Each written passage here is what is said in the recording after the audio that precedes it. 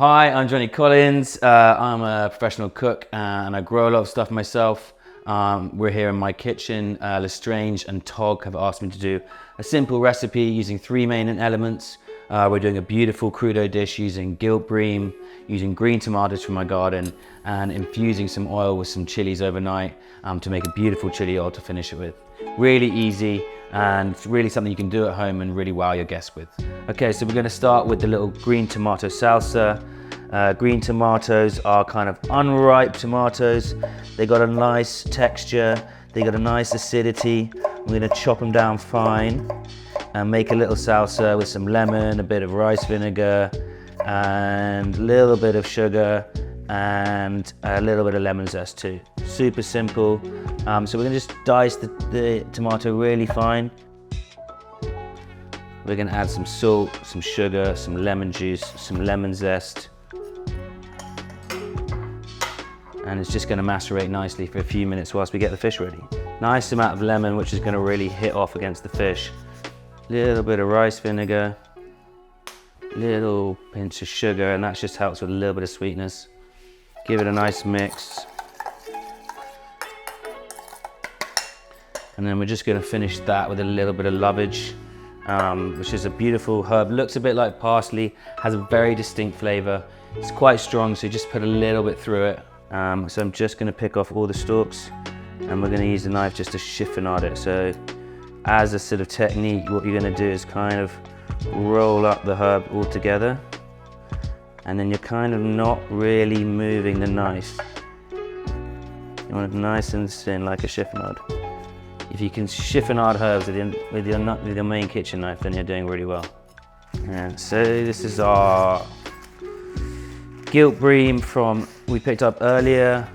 It's a really nice fish to use in crudo, very fresh. And we're trying to keep as many long pieces. So again, I'm going to use the tip of the knife just to slice it through. Nice and thin, and you just want to make sure you go all the way through. Okay, so we've got a lovely ají lemon or a lemon drop chili, which has got a lovely citrus flavor. It's got a lot of heat in it, so I'm just going to use the flesh, and that's going to go into the green tomato salsa as well for just a lovely little kick. We're going to finish the fish with this lovely chili oil. I have infused it. These are homegrown chilies. They're like a bit smoky and a bit dry, and they work really nicely just to give that smoky flavor to the dish.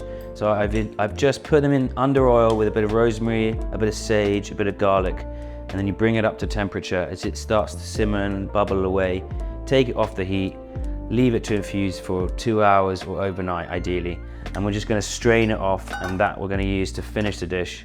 Really easy. You can do it with any kind of chilies. You know, chipotles are really nice, or you know, something a bit smoky, and that gives the oil also a lovely little color as well, you see. Okay, so yeah, we're just going to plate up. Really simple dish. We've got beautiful Gilt Bream, homegrown green tomatoes, smoky infused homegrown chili oil. Really easy, beautiful ingredients, just not even cooked, you know, so you can really easily do this at home. And it's all about the quality of the ingredients, the freshness of the fish. And we're just literally just going to lay it out.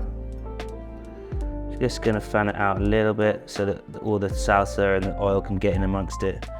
I'm going to give it a nice hit of sea salt.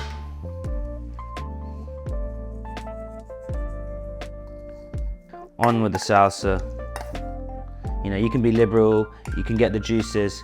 The juices are going to spill out, and then the oil is going to split the juices, and that's like a lovely little bit. You want to see a bit of the fish, but you also want little pockets of the salsa. And then liberal coating of oil, more oil than you think you need.